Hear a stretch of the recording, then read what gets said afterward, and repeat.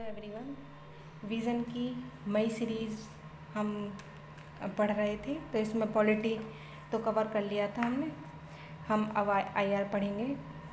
तो ये वीडियो का डिले का बता दूं कि मतलब डिले क्यों हुई है वीडियो, क्योंकि एक रूम से दूसरे रूम में मैं शिफ्ट हुई हूँ, तो काफ़ी टाइम चला गया है सेटअप वगैरह होने में, तो मेरी पढ़ाई भी काफ़ी डिले हो गई थी। अब शायद ट्रैक पे आ जाए। ठीक है, स्टार्ट करते हैं। तो पहला जो आईआर का है, इसमें दे रखा है कि Indo Pacific economic framework for prosperity. तो इसमें अभी हाल ही में भारत अमेरिकी नेतृत्व वाले आर्थिक समूह इंडो पैसिफिक जो इकोनॉमिक फ्रेमवर्क फॉर प्रॉस्पेरिटी है का हिस्सा बनाने के लिए अभी सहमत हुआ है। इस समूह में 14 देश शामिल हैं। तो ये है ग्रुप, जैसे कि ये है IPEF एक ग्रुप है, एक है CPTPP, एक है RECP। तो इनमें कौन कौन से सदस्य हैं? हम भारत इसमें शामिल हो रहा था पहले, फिर भारत ने इससे एग्जिट हो गया था, भारत ने खुद को बाहर कर लिया था। तो अभी इसमें 15 सदस्य हैं RECP में। CPTP में इसमें 4 सदस्य हैं, तो कनाडा, मैक्सिको, पेरू, चिली, इसमें तो 4 हैं।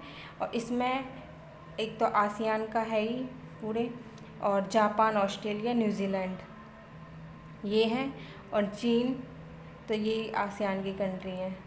तो इसमें अगर हम आसियान की 10 कंट्री हैं, उसके बाद चीन याद कर सकते हैं। चीन है, जापान है, ऑस्ट्रेलिया है, न्यूजीलैंड है। ठीक है, और साउथ कोरिया। तो ये 15 हो गए सदस्य। और 14 सदस्य अगर हम बात कर लें आसियान की, मतलब वही कि USA और भारत को पता होना चाहिए कि USA और भारत IPEF में है। ठीक है, बस इतना इम्पोर्टेंट है ये।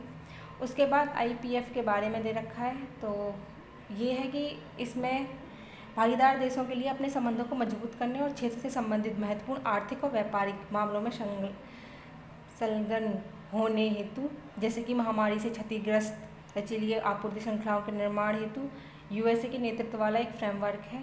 और यह मुक्त व्यापार समझौता नहीं है, FTA नहीं है, तो ये इम्पोर्टेंट है। ठीक है, फिर अगर हम बात करें तो ये जो देश हैं 14 देश, ये लगभग GDP का, वर्ल्ड की GDP का 40% भाग के लिए उत्तरदायी हैं। फिर उसके बाद ज़्यादा खास नहीं है, इम्पोर्टेंट ये। उसमें 4 स्तंभ दे रखे हैं कि किस किस पे ये मतलब चर्चा करने वाले हैं, या फिर आगे ये उस फ्रेमवर्क को बढ़ाएंगे। एक तो जुड़ी हुई अर्थव्यवस्था, फिर लचीली अर्थव्यवस्था, स्वच्छ अर्थव्यवस्था और निष्पक्ष अर्थव्यवस्था। फिर IPEF के महत्व दे रखे हैं कि इससे महत्व मतलब इसका महत्व क्या क्या है। एक तो बेहतर आर्थिक भागीदारी बढ़ेगी, फिर नियम आधारित हिंद प्रशांत क्षेत्र जो है वो नियम आधारित चलेंगे। उसके बाद अगला है आपूर्ति श्रृंखलाओं को अधिक सुगम्य बनाना है। फिर चीन का प्रति संतुलन भी करना है कि चीन जो मतलब इतनी भागीदारी बढ़ा रहा है अलग अलग कंट्री में, या अलग अलग पैसिफिक, जैसे इंडो पैसिफिक रीजन हो गया, तो उसको काउंटर करने के लिए भी ये काम आएगा। फिर प्रमुख वैश्विक मुद्दों पर साझेदारी को मजबूत बनाना। फिर भारत के लिए क्या महत्व है इसका? तो एक तो क्षेत्रीय व्यापार में भागीदारी बढ़ जाएगी, दूसरा घरेलू आवश्यकताओं के अनुरूप है ये, तीसरा बेहतर आर्थिक अवसर भी इससे मिलेंगे, और चौथा सुगम्य आपूर्ति श्रृंखलाओं में भागीदारी मिलेगी। फिर IPEF के मुद्दे क्या हैं? अब इसकी बस चुनौतियाँ तो होंगी, अगर इसके लाभ हैं चुनौतियाँ, तो एक तो स्पष्टता का अभाव है। इसमें न तो मुक्त व्यापार समझौता होगा, और न ही प्रशुल्क कटौती या व्यापार तक पहुंच बढ़ाने पर चर्चा करने के लिए कोई मंच होगा। दूसरी बात करें तो चीन को प्रतिसंतुलित करने में अक्षम है ये। तीसरी बात करें अमेरिकी वर्चस्व का भय है, क्योंकि ये अमेरिका इसमें पार्टिसिपेट ले रहा हो, उसी के फ्रेमवर्क मतलब उसी की देख रेख में ये बनाया गया है फ्रेमवर्क। फिर अगला है अमेरिकी हितों को आगे बढ़ाना, तो ऑब्वियसली वो बढ़ाएगा। BDN और B3W के साथ अतिव्यापन। BDN किसका है? Blue dot network. ये है ये स्टार्ट हुआ था 2019 में, और एक था बिल्ड बैक बेटर वर्ल्ड, ये 2021 में शुरू हुआ था। ठीक है, तो ये दोनों ही चीन और BRI, मतलब चीन और जो उसके BRI है उसको प्रति संतुलित करने के लिए परिभाषित किए गए हैं।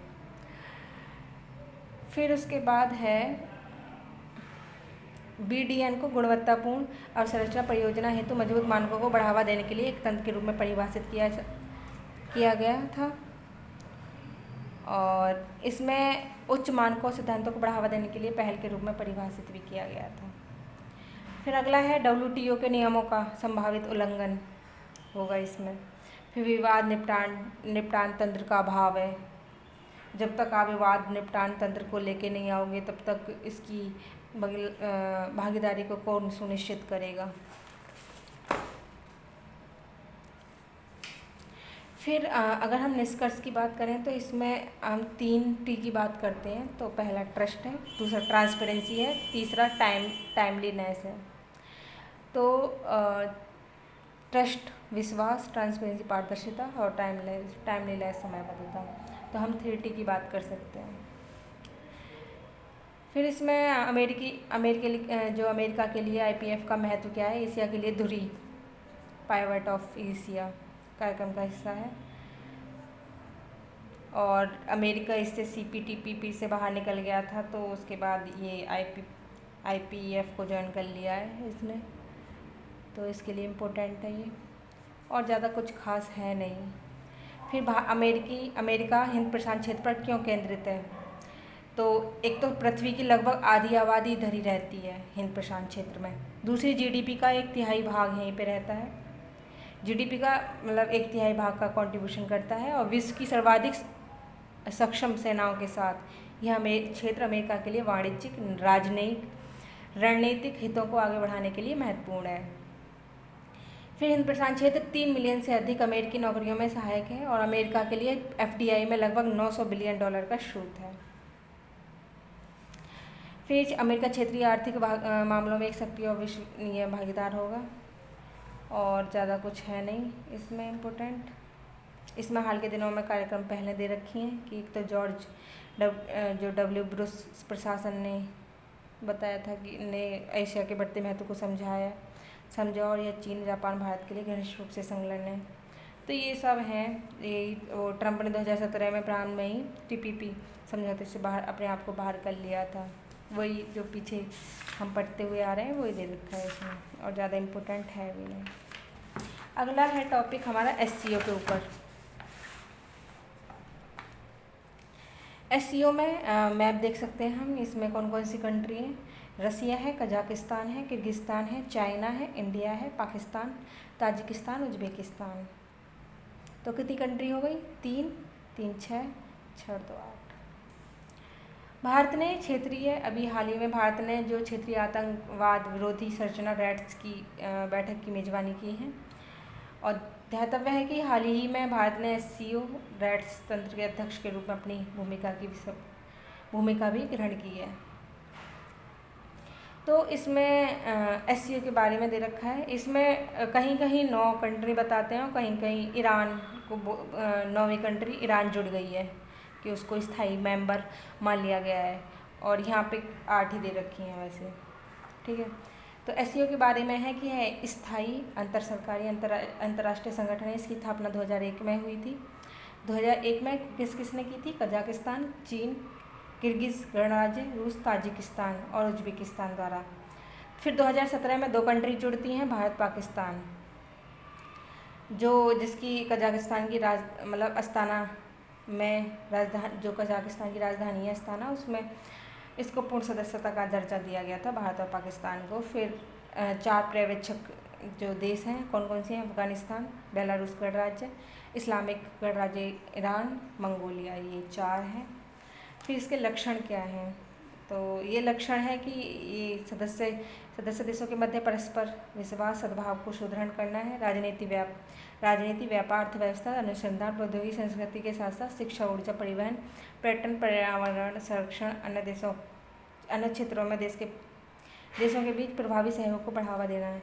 तो ये जो दे रखे हैं इन्होंने कि अलग अलग मतलब कि किस किस क्षेत्र में कंट्रीब्यूशन करते हैं, तो ज़्यादातर मतलब हर देश के साथ यही रहता है कि कौन कौन मतलब कहाँ सहयोग कर रहे हैं। जैसे कि अगर जर्मनी की बात करें या फिर इधर पश्चिमी देशों की, तो क्लाइमेट चेंज के बारे में, क्लीन एनर्जी की बात करते हैं। तो ऐसे ही मतलब कुछ ना कुछ इनमें वो रहता ही है, मतलब क्या कहते हैं, कंपैरिजन तो नहीं बोलेंगे, पर वो मतलब एक दूसरे के समान रहती हैं सेक्टर, उसको इंग्लिश में ध्यान नहीं आया क्या बोलते हैं, कॉमन कॉमन रहते हैं। तो जिस पर बात करते हैं, तो ठीक है। क्षेत्र में शांति, सुरक्षा और स्थिरता बनाए रखने एवं सुनिश्चित करने के लिए संयुक्त प्रयास।